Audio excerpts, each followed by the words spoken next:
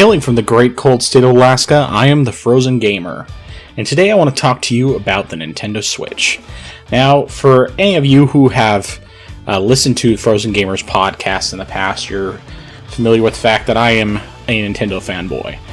I have no problem admitting this, and as long as I've been playing video games to some degree or another, I've been a fan of Nintendo. My love really began with the Nintendo 64, as that was the first time that I actually owned a Nintendo console, but even so, I do want to talk today about the Switch, because with all the rumors that we had about NX, as it was codenamed beforehand, I hadn't really had much opportunity to get into some of the meatier stuff, especially about the home console handheld hybrid, what that really meant, and of course I had some concerns beforehand, but after seeing that reveal trailer, I can definitively say that I am extremely excited about this. I really think that this is, without question, exactly what I want from Nintendo.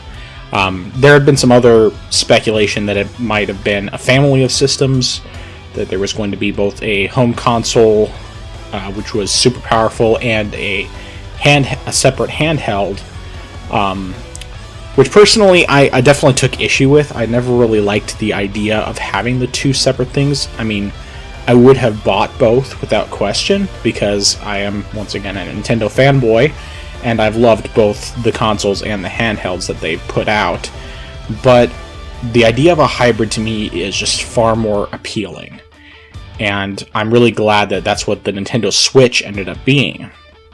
So, to kind of give some overall thoughts and impressions of the system, first of all, I think the form factor is fantastic. I was already a fan of the Wii U gamepad, but I think that this is definitely a big improvement over it. From what we've seen in the trailer, it just seems like it's much more solid than the Wii U gamepad, because the Wii U gamepad is actually surprisingly light considering how bulky it is. But I really feel like, from everything we've seen of the Switch, it really appears that it could very well be, like a good hefty weight, but not so heavy to where it's, a pain to lug around. And I mean, considering the fact that I have lugged around my Wii U before, I've played games exclusively on the gamepad screen at times, especially when I first got it. I did that a lot with Batman Arkham City Armored Edition. I played in the car as my wife and I were driving back from Anchorage, which is, for those of you who don't know, is about 4 hours from Glen Allen, give or take, depending on traffic and weather and all that. But it gave me plenty of opportunity to play games like that, and games like Xenoblade Chronicles X and Wind Waker HD, and quite a few others. I can't think of a whole lot of them off the top of my head, but the point is that I always enjoyed playing on the gamepad screen by itself when I had the opportunity.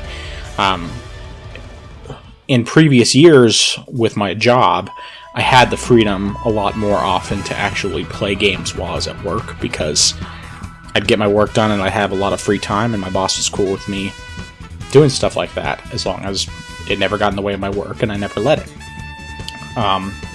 Nowadays, I don't really have that freedom anymore. In fact, I don't at all, just because my job has become a lot more complicated. But even with that being said, I still love the idea of having a hybrid like this. The 3DS was something that I always loved. I mean, I put hundreds of hours into Monster Hunter 3 Ultimate, especially. Monster Hunter 4 not as much, even though it's still excellent. And, plenty of other games. Xenoblade Chronicles 3D was one of my favorites. But basically, the point is that this is the one time where we have something that's basically a console that you can take with you anywhere. And there are, of course, the potential issues with battery life, and more, which I'll get into in another video. But overall, I'm not too worried about it. I think that a lot of times I probably will end up playing this more at home on my TV, but I do like the fact that I have the option of taking it with me if I go places. On the rare occasions that I either go out of town for a day or two, or actually fly out of state. And those are very rare, but it's still really neat to think that I could play games like this on the go. I was especially happy to see Skyrim on there. I own it on PC and have for some years, but I never really played a whole lot of it. I didn't really get much into it, mostly because of the fact that I had Oblivion as well, and I still have never finished Oblivion. And I'm one of those people who, a lot of times, if I start one game that's earlier in the series, whether I start from the beginning or not, even though I typically try to start from the beginning, I don't really like to move on to a sequel, even if it's a sequel only in the fact that it's in the same series, even though it's not actually connected, per se. But really what it comes down to for me is that I never really got into it, and I really feel like if Skyrim is in fact coming to the Switch, which frankly I think it is, regardless of the fact that Bethesda has not actually confirmed it yet due to NDAs and whatnot.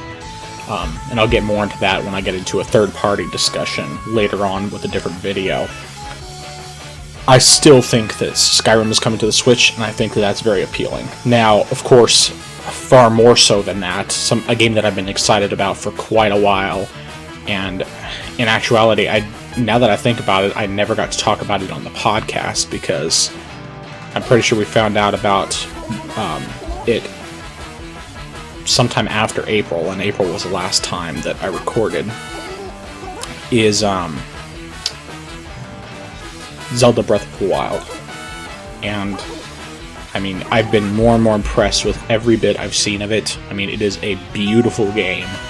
I love the art style. I love the fact that it's so open and that there's so much you can do, and just it feels like in many ways it is very much like other Zeldas, but at the same time it has enough differences to where it really feels like it's going to be a completely new experience. And it definitely seems to borrow some ideas from Skyrim and other similar Western RPGs.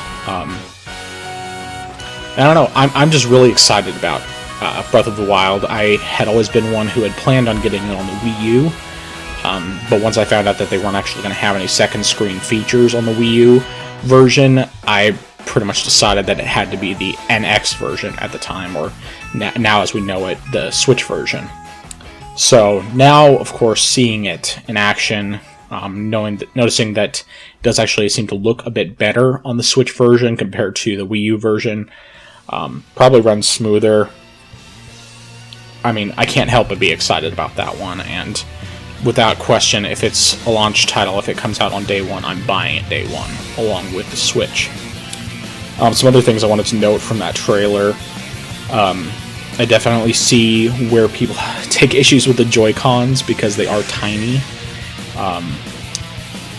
But at the same time, I don't really think I'll get much use out of a feature like that. I do think, though, that as my son gets older, and for those of you who don't know, my son has just turned a year old, so he's still got a few years, but from what every parent tells me, it goes really fast. I think that it would be fun to play with him, with any number of different games, but I think that apart from the occasional playing with him, or having him and one of his little friends playing together when they're small, I don't really see myself using the Joy-Cons in that manner. I did notice something that not anyone else pointed out, and obviously it's yet to be seen because we haven't gotten details, like official details beyond the trailer, but I could definitely say that I think that there are actually going to be shoulder buttons. I think that the inside of the controllers of the Joy-Cons, when you pull them off, actually have shoulder buttons. And I mean, whether or not they do, obviously we'll just have to wait and see, but it looks like that could be the case, and it seems to me like it would make more sense for there to be shoulder buttons, especially considering them showing off Mario Kart 8, or whatever the Mario Kart ends up being. Beyond that, this is just more of a little thing.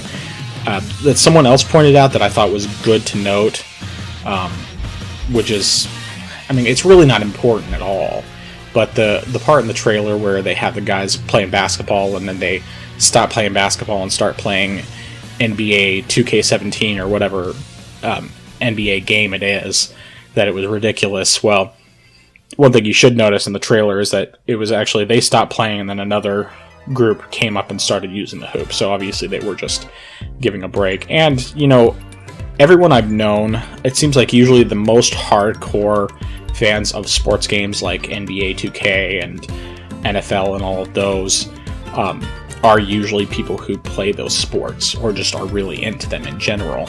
So it's not as ridiculous as it initially seemed, but one way or another. Super Mario game looks amazing. I'm really looking forward to seeing what they do with that. I never really got to play as much of Super Mario 64 as I would have liked, in large part because of the fact that I didn't have the game back when I originally had a Nintendo 64, and in the 2 times I've had Nintendo 64 since then, well, one time I played a little bit and then I just stopped playing for some reason and then I got rid of it. I can't remember why. But then this time, although I have one now, the joystick is really worn out, and so it makes controlling it a bit more difficult. And at least until I replace the joystick, I'm not really sure whether or not that'll be something I get a chance to play. But anyway, the point is, this new Super Mario game that's coming to Switch, whether it's a launch title or not, I am 100% planning on buying it and playing it. I loved Super Mario 3D World. Prior to that, I honestly hadn't been much of a Mario fan. I can't really explain why it is that I haven't. I mean, the first game I ever played on a console was the original Super Mario Brothers, and I was 4 years old at the time, so that was 91? Yeah, somewhere around, yeah, about 91, 92, somewhere around there. But it's, that was like the only time I've ever been able to get all the way through World 1. I've come close a couple of times since then, but I didn't ever own an NES until a few years ago, and so I have never really played enough, and I just don't really have those skills. So anyway, but yeah, the new Super Mario game looks fantastic, and I'm definitely looking forward to seeing how that goes. The Splatoon that they showed, I mean, whether it's a sequel or just a remaster or something in between, or, you know, something a little more, I don't know.